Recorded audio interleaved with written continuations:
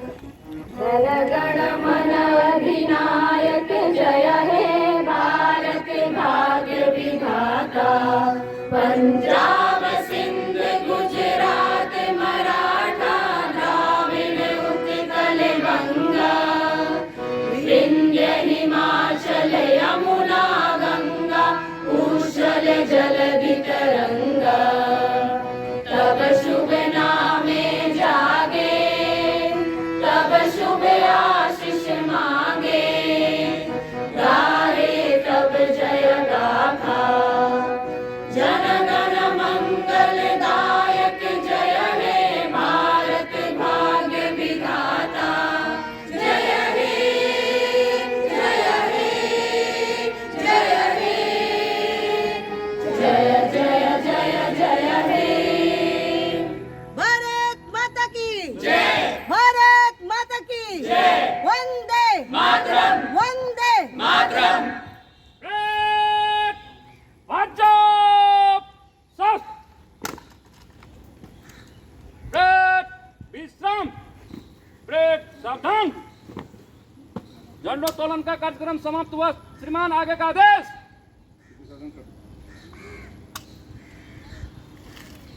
Break Bengal south एक गाना line चोट।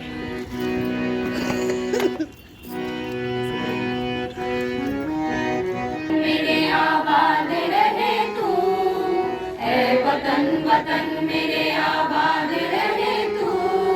मैं जहाँ रहूँ जहाँ में याद रहे तू। मैं जहाँ रहूँ जहाँ में याद रहे तू। ऐ वतन मेरे वतन है वतन मेरे वतन है वतन वतन मेरे आबाद रहे तू। है वतन वतन मेरे आबाद रहे तू। मैं जहाँ रहूँ जहाँ में याद रहे तू। मैं जहाँ रहूँ जहाँ में याद रहे तू। है वतन मेरे वतन है वतन मेरे वतन।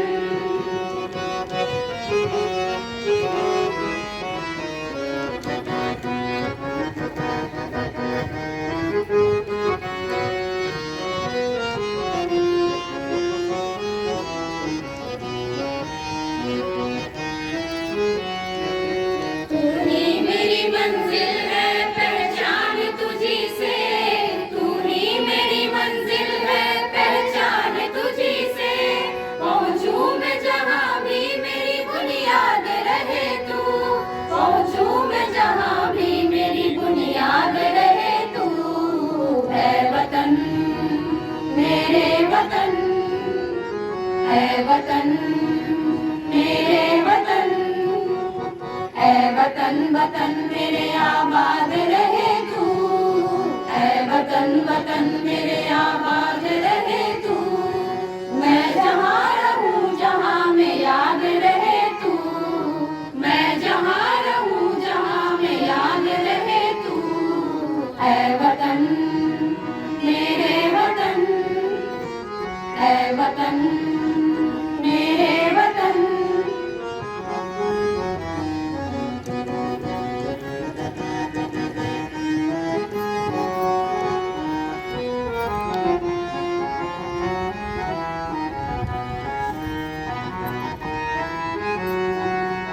तुझ पे कोई गम की आँच आने नहीं दूँ। तुझ पे कोई गम की आँच आने नहीं दूँ।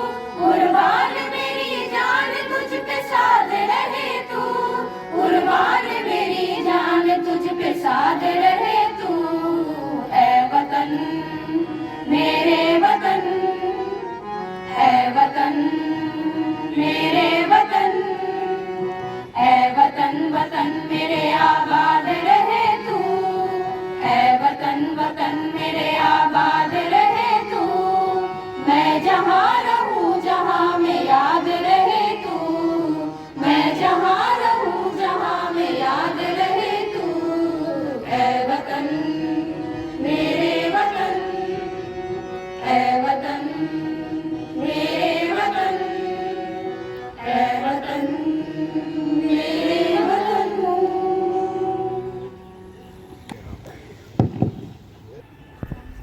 बिहार विद्यापीठ के एक और कॉर्डलेस प्रवीण कॉर्डलेस मैम ये परिवार के सभी सदस्यगण एवं भारत के सभी स्वतंत्र नागरिकों, आज 80वां स्वतंत्रता दिवस है। इस अवसर पर आप सबों को बहुत बहुत शुभकामनाएं। यह शुभकामना और भी विशेष है इस अर्थ में कि हम जिस झंडे के नीचे आज खड़े हैं, इस फ्लैग पोस्ट पर हम खड़े हैं, वह भारत का के स्वतंत्रता के संकल्प का प्राचीनतम झंडा है। 26 जनवरी 1930 में आप लोगों को स्मरण होगा कि उससे ठीक पहले लाहौर के रावी नदी के किनारे यह संकल्प लिया गया था कि हम पूर्ण स्वराज्य हासिल करेंगे। और उसके बाद 26 जनवरी को भारत में कई स्थानों पर झंडा फहराया गया। उसमें यह स्थान है जहां हम आज झंडा फहरा रहे हैं। उस समय से लगातार यहाँ पर झंडा फहराया जाता रहा। यह प्रतीक है मूलतः उस संकल्प का जो पूर्ण स्वराज्य के लिए हमने लिया था। पहले यहाँ पर खादी का झंडा, जो चरखा वाला झंडा था, वो फहराया जाता था और समता प्राप्ति के बाद यह तिरंगा झंडा फहराया जाने लगा। तो मित्रों, आज वह संकल्प दिवस है जिस रोज हमें उन सबों को याद करने की जरूरत है जिन्होंने इस समता के संग्राम में अपनी महती भूमिका निभाई और जिन्होंने अपने जीवन की कुर्बानियां दी। उन सभी शहीदों को सबसे पहले प्रणाम। उन सभी सेनानियों को भी प्रणाम जिन्होंने इसमें भाग लिया। विशेषकर हम चूंकि बिहार विद्यापीठ में हैं और बिहार विद्यापीठ की एक विशिष्ट भूमिका रही है। मैं थोड़ा सा इतिहास जरूर आज दोहराता हूं क्योंकि ये इतिहास सभी को बार बार दोहराने की जरूरत है।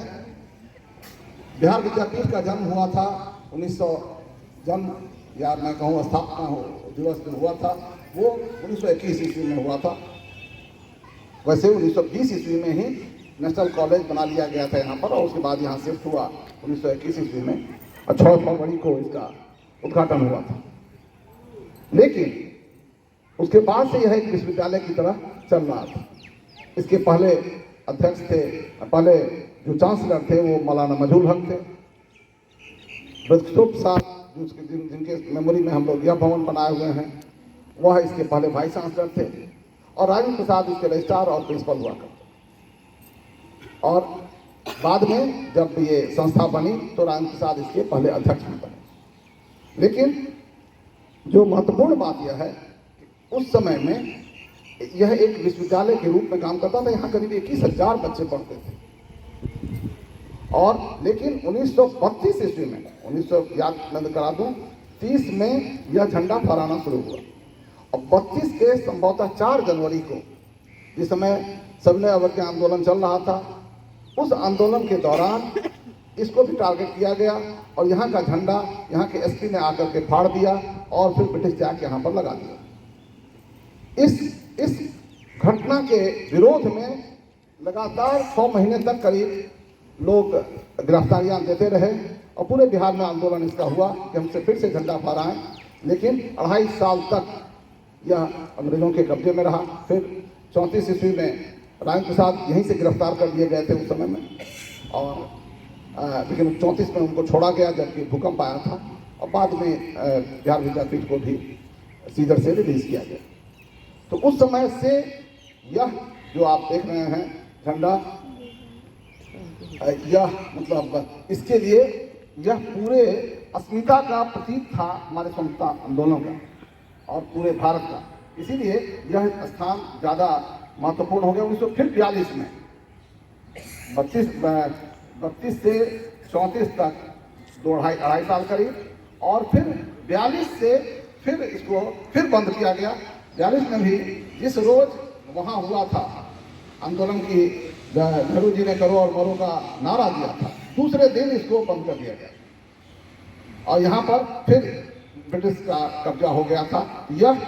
और फिर 2.5 साल 3 साल तक करीब करीब उनका कब्जा रहा। 45 ईस्वी में उन्होंने छोड़ा, राम प्रसाद जी को भी छोड़ा और इसको बिहार विद्यापीठ को भी छोड़ा वो फिर वो यहाँ आए और आने के बाद यहाँ पर फिर से हुआ कि फिर से विश्वविद्यालय चलाया जाए, लेकिन तब तक स्वतंत्रता मिल गई। और स्वतंत्रता मिलने के बाद लोगों ने यह सोचा कि जिस कारण से हम लोगों ने यह विश्वविद्यालय चलाया था, प्रारंभ किया था, उसकी अब आवश्यकता नहीं है, क्योंकि अब सारी सरकार हमारी होगी, सारे विश्वविद्यालय हमारे होंगे। तो उसके बाद वो लोग ग्राम निर्माण में लग गए। ग्राम निर्माण का केंद्र यह रहा। ग्रामीण विकास के बहुत सारे काम होते थे। यहाँ पर बहुत सारा फैक्ट्री भी था। आप लोग पहले आते तो देखते यहाँ पर फैक्ट्री के अवशेष भी थे यहाँ पर। तो ये भी जो बना था, ये ग्रामीण विकास केंद्र के लिए ही बना था। यहाँ पर VLW जो शुरू में वीडियो वगैरह इस सब का ट्रेनिंग भी यहीं हुआ करता है। तो मित्रों, अब हम लोग फिर से इसको विश्वविद्यालय बनाने का प्रयास कर रहे हैं।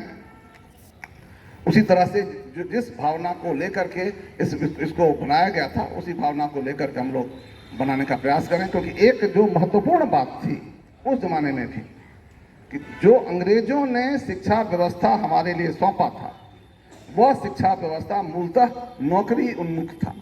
नौकरी के लिए हम तैयार करते थे, जबकि ये विश्वविद्यालय बना था नौकरी के लिए नहीं, हम लोग बने थे स्वावलंबन के लिए। इसलिए स्वावलंबन विद्यालय भी बीच में चला था, उसको भी सरकार ने टेक ओवर कर लिया और फिर वो स्वावलंबन से परावलंबन हो गया। तो वो स्वावलंबन विद्यालय, या हम चाहते थे कि हमारे जितने लोग हों वह स्वावलंबी ही नहीं बने, वह दूसरों को रोजगार देने वाला बने। हमारा ये जो स्टार्टअप और एंटरप्रेन्योरशिप की बात आज हो रही है, बिहार विद्यापीठ 100 साल से कर रहा है। और हमारा मुख्य उद्देश्य यही है कि हम लोग उसके लिए काम करें। और इसीलिए यहाँ पर अटल इंक्यूबेशन सेंटर एस्टैब्लिश किया गया है, जहाँ पर स्टार्टअप और इसको मदद भी किया जाता है। मैं चाहता हूँ कि हम लोग फिर से जो इसका सपना था, जो यहाँ के लोगों का सपना था, यहाँ के संस्थापकों का सपना था, उसको पूरा करने में हम लोग लगें। और उनका एक सपना पूरा देश का सपना भी था। इसलिए समझिए कि जो यहाँ सपना देखा गया इस विद्यालय में, आज विस्तार से उसकी चर्चा करने की जरूरत नहीं है, लेकिन ये समझने की जरूरत है कि जो सपना उन्होंने देखा था, वही सपना कहीं ना कहीं संविधान में भी आया, क्योंकि संविधान के अध्यक्ष हमारे ही राजेंद्र बाबू थे। जो मैं समझता हूँ करीब 30 साल तक वो 21 ईस्वी से लेकर के 63 ईस्वी तक इस कैंपस से जुड़े रहे। इतना अधिक जुड़ाव था कि वो राष्ट्रपति भवन छोड़ने के बाद भी वो इसी घर में आकर के उन्होंने वो रहे। और बाद में जब वो हमारा गेस्ट हाउस बना, ये अध्यक्ष निवास था, ये इसको अध्यक्ष निवास अध्यक्ष के बनाने के लिए, रहने के लिए था। इसमें भी इसी में वो रहे बाद में आकर के। और फिर जो नया एक गेस्ट हाउस बना, जहाँ अभी म्यूजियम 2 है, वहाँ पर उन्होंने अंतिम सांसें भी ली। तो ये उनका जुड़ाव बताता है। तो इससे आप समझ सकते हैं, यहाँ पर जो भी आपको अभी वंदे मातरम आप गा रहे थे, वंदे मातरम जिस रोज 47 में 15 अगस्त को जिस रोज ये मिला था, उस रोज भी वंदे मातरम गाया गया था संविधान सभा में। और कौन गाया था आपको मालूम है? और 2-3 आदमी थे, लेकिन एक सरोजनी नायडू थी, जो कि यहीं रहती थी। हमारी प्रतिनिधि, बिहार से प्रतिनिधि थी सरोजनी नायडू। उसमें पढ़िएगा, आप लोग सब इतिहास के लोग हैं। सरोजनी नायडू ने भी गाया था उसमें इस गाना। तो ये महत्वपूर्ण जगह रहा है कि आपको स्वतंत्रता संग्राम के इतिहास का की जितनी भी आपको जड़ खोजनी हो, तो या तो वो बिहार विद्यापीठ में मिलेगा, या उसकी अगर फुनगी खोजनी हो, अगर समाप्त होगा तो भी यहाँ मिलेगा। एक और जानकारी आपको देना चाहता हूँ, यहाँ पर भगत सिंह भी जुड़े रहे। क्यों जुड़े रहे मैं बताता हूँ। भगत सिंह और सुखदेव दोनों आदमी पढ़ते थे लाहौर में नेशनल कॉलेज में। और नेशनल कॉलेज में जो पढ़ाते थे जयचंद विद्यालंकार, इतिहास उनको पढ़ाते थे। उन्होंने ही बेसिकली इन लोगों का माइंड चेंज किया था जो स्वतंत्रता संग्राम की ओर। और वो हमारे शिक्षक बन के आ गए थे, नेशनल कॉलेज से बिहार विद्यापीठ में आए। इसलिए भगत सिंह भी उनसे मिलने के लिए यहाँ पर आए थे। और भगत सिंह को गुरु करने के लिए क्या करना है नहीं करना है, वो उनसे ही गाइडेंस लेते थे। तो और उन्होंने उन्हें बताया था, तो आज चर्चा हो रही है तो इसलिए आपको सिर्फ जानकारी दे दूं। उन्होंने कहा था कि ये चीज़ छोड़ो जो तुम कर रहे हो, इसके बदले तुम जापान जाओ और जापान में जिस तरह से जापान के लोगों को ऑर्गेनाइज करो, और तब तुम फिर भारत को वहाँ से ऑर्गेनाइज करके लाओ, ताकि भारत को स्वतंत्रता दिला सकें हम लोग। जो काम सुभाष चंद्र बोस ने किया, उसको भगत सिंह ने, ये जयचंद विद्यालंकार की सोच थी उस जमाने में। मैं समझता हूँ आप सबों को बिहार विद्यापीठ का इतिहास जरूर पढ़ना चाहिए, क्योंकि बिहार विद्यापीठ का इतिहास ही कहीं ना कहीं पूरे भारत का इतिहास का एक बहुत जो विशिष्ट चैप्टर है बिहार विद्यापीठ का इतिहास। तो मित्रों, आज हम लोग के लिए ये स्मरण दिवस तो है ही, एक संकल्प दिवस भी है।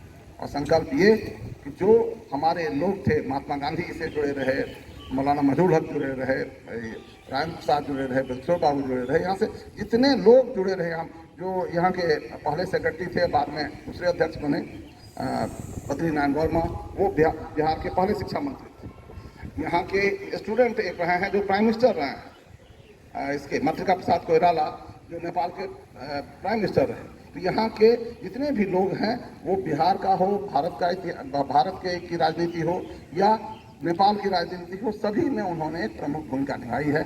आज सबों को बहुत बहुत सलाम, बहुत बहुत प्रणाम सबको। और हम आशा करते हैं कि हम लोग सभी मिलकर जो उन संस्थापकों का, उन वीर शहीदों का और उन जो हमारे नेता थे, हमारे जो लोग इसके साथ जुड़े हुए थे, उन सबों के का जो संयुक्त सपना था, उसको हम लोग अपना सपना बना करके पूरा करने का प्रयास करें। आज इसी संकल्प के साथ आप सबों को बहुत बहुत शुभकामनाएं, और मैं आशा करता हूं कि हम लोग अपने सपने को साकार करने में निरंतर सक्रिय रहें। बहुत बहुत धन्यवाद सब। जय हिंद।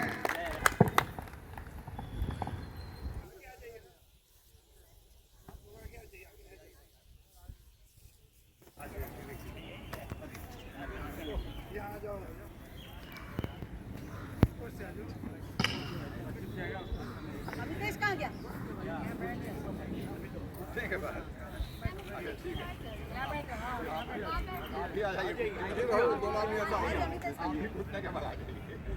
मिथुन आगे देखो।